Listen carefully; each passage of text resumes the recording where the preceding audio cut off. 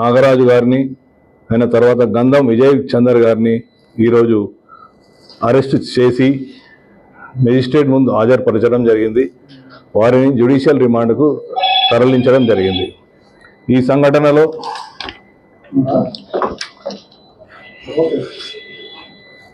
గాయపడ్డ అంటే సఫోకేషన్ తోటి గాయపడ్డ శ్రీ తేజ అబ్బాయి ఇప్పుడు హాస్పిటల్లో సూపర్ స్పెషాలిటీ హాస్పిటల్లో అతను చికిత్స పొందుతున్నాడు.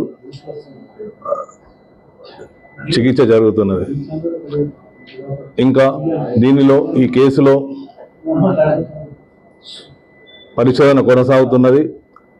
దీనిలో సీసీ ఫుటేజీలు అయినాక అక్కడ ఉన్న సాక్ష్యాల ఆధారంగా సంఘటనపై పూర్తి స్థాయిలో న్యాయ నిపుణుల సలహాలు, మా ఉన్నతాధికారుల సలహాలు తీసుకుంటూ దీనికి ఇంకా ముందుకు సాగుతుంది.